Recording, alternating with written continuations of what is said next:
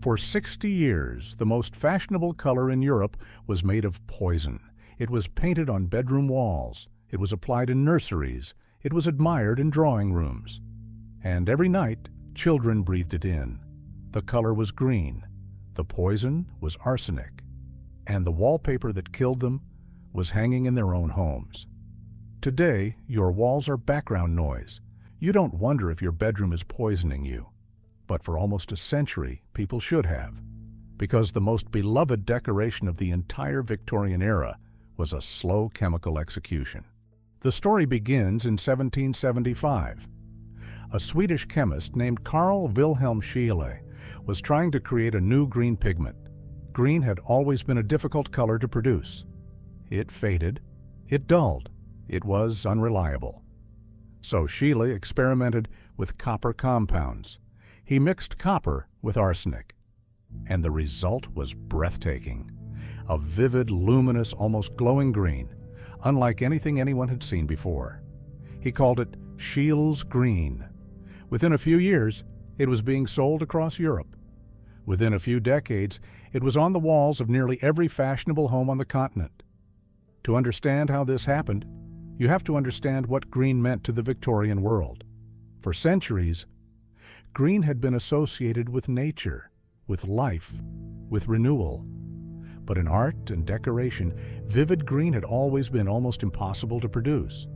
The greens of the medieval period were dull, muddy, quick to fade. When Scheele's green appeared, it was a revolution. It was bright. It was stable. It was cheap to manufacture at scale. And it was perfect for the new Victorian obsession with elaborate interior decoration. Wallpaper had become the symbol of middle-class respectability. A home with patterned walls was a home with status. And the most desirable patterns were green. By the 1850s, one British manufacturer estimated that there were 100 million square miles of arsenic-laced paper hanging in British homes. 100 million. In 1874 alone, Britain produced 32 million rolls of wallpaper. The majority of it contained arsenic.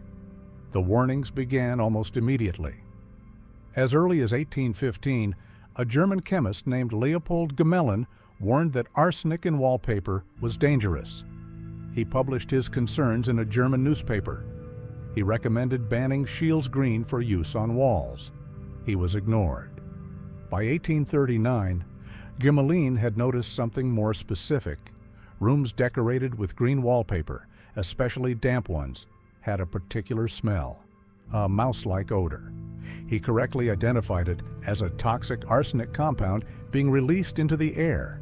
Damp walls, warm rooms, closed windows, the exact conditions of a Victorian bedroom, were producing poison gas, slowly, constantly, every single night. The illnesses came next. Across Britain, France, Germany, and America, doctors began noticing a pattern. Children in well-kept homes were dying. They had no infectious disease. The water was clean. The food was wholesome. But they grew pale. They lost weight. They suffered headaches, stomach cramps, vomiting. And they wasted away in their sleep. Doctors had no explanation. The medical journals described them as cases of mysterious decline. Mothers watched their children fade.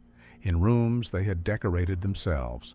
In bedrooms they had chosen the prettiest wallpaper for, the most fashionable, the greenest. In 1850, a London physician named Dr. Henry Letheby confirmed it. A young girl had died after a long illness. Letheby tested the air in her bedroom. He tested the dust on her windowsills. He tested the wallpaper on her walls. And he found arsenic in all of it. He published his findings. He warned that homes across Britain were being slowly poisoned by their own decoration. He thought the medical establishment would act immediately. It didn't. Then came Bradford. In 1858, a confectioner in the city of Bradford bought a quantity of what he thought was harmless powdered sugar substitute. It was actually arsenic. The supplier had made a labeling mistake.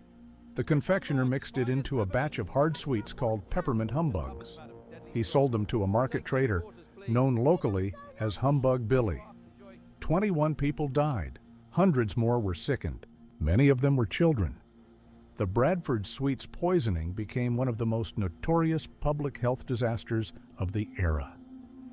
It forced Britain to pass the Pharmacy Act of 1868, which finally regulated the sale of arsenic for confectionery, but not for wallpaper.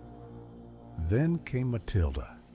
In 1861, a young woman named Matilda Scheele died in London. She was 19 years old. Her job was to apply Scheele's green pigment to artificial flowers and leaves for fashionable headdresses. She had been ill for months. When she died, her body told the entire story. Her eyes were green. Her fingernails were green. The whites of her eyes were green. The arsenic she had been dusting onto fake flowers for years had been absorbed through her skin and her lungs. It had stained her body from the inside. Her death was reported in a magazine article called Pretty Poison Wreaths. It was the first time the public saw what arsenic could do to a person, in color. And still, the wallpaper kept selling. What I'm about to tell you next is how the biggest names in Victorian design covered this up. If you appreciate these deep dives into the forgotten history that shaped our world, take a second to hit subscribe. It helps bring more of these stories to light. The industry response was immediate, and it was denial. British wallpaper manufacturers insisted that the arsenic in their products was not dangerous. They claimed it was bound to the paper and could not escape into the air. They claimed the deaths were caused by other things: bad air, bad water, bad sanitation. Anything except their wallpaper. They had enormous financial reasons to deny it. By the 1870s, wallpaper was a multi-million-pound industry. The British government collected significant tax revenue from its production, and the green wallpapers were the most profitable of all. Nobody in power wanted the story to be true. The most famous denial came from the most famous designer in Britain, William Morris, the artist who shaped Victorian interior taste more than any other figure. Morris produced beautiful hand-printed wallpapers, many of them in vivid green. When the public became frightened of arsenic in wallpaper, Morris dismissed it. He called it the arsenic scare. He wrote that doctors had invented the danger as a hoax.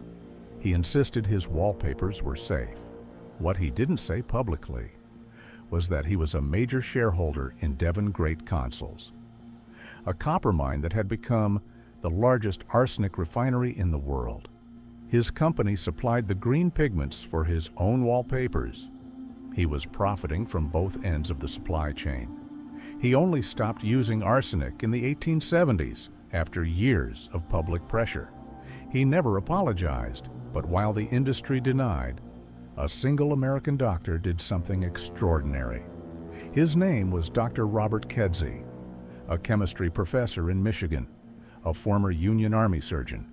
In 1874, Kedzie published a book. He called it Shadows from the Walls of Death. The book contained 86 samples cut from arsenic-laced wallpapers being sold in shops across Michigan. He sent 100 copies to public libraries throughout the state. His goal was to show people exactly what was hanging on their walls. The librarians read the warning and panicked. The book itself contained enough arsenic to be dangerous. Most copies were destroyed. Out of 100 originals, only 4 are known to survive today. The book that tried to expose the poison was itself too poisonous to keep. In 1879, a visiting dignitary arrived at Buckingham Palace. He was late for his morning meeting with Queen Victoria. He apologized and explained. He had spent the night in a guest bedroom with green wallpaper, and he had become violently ill. The Queen ordered an immediate investigation. The wallpaper was tested. The result confirmed everything Kedzie and Letheby had been warning about. It contained Scheele's green. Queen Victoria immediately ordered every piece of wallpaper in Buckingham Palace to be stripped from the walls. Every room, every corridor, every bedroom. The most powerful woman in the world had been sleeping in arsenic, and nobody had told her. After the palace cleared its walls, public fear became impossible to suppress. By the 1880s, manufacturers began producing arsenic-free wallpapers. Some printed the words, "Free from arsenic," on the backs of their rolls. The fashion for green collapsed. By the 1890s, the last manufacturer using Scheele's green ceased production. The deadly pigment had ruled European interiors for over 100 years.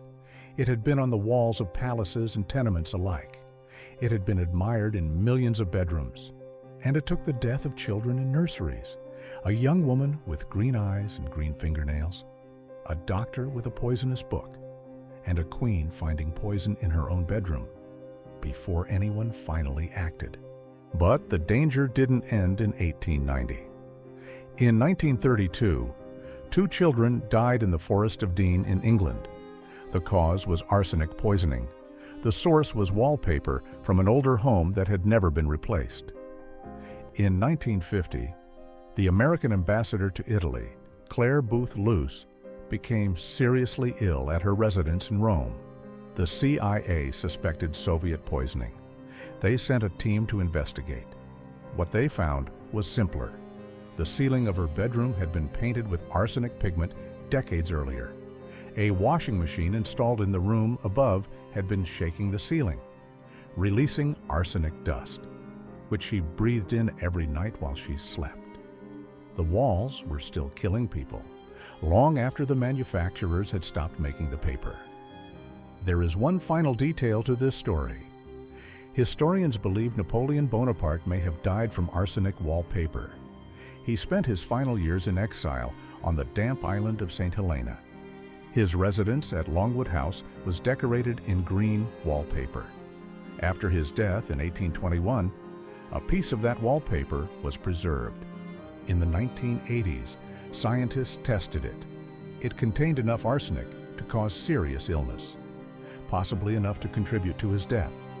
The most powerful military leader of his age may have been slowly killed by his own decoration, in a damp room on a small island, in the same way thousands of unnamed Victorian children would die.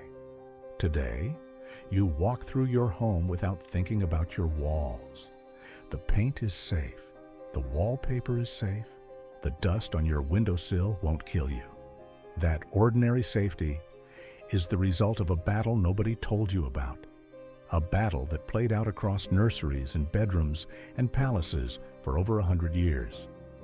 A battle in which scientists were right and ignored, in which children died and were buried with no explanation, in which the most famous designer in Britain looked at the evidence and called it a hoax, while profiting from the very mind that produced the poison.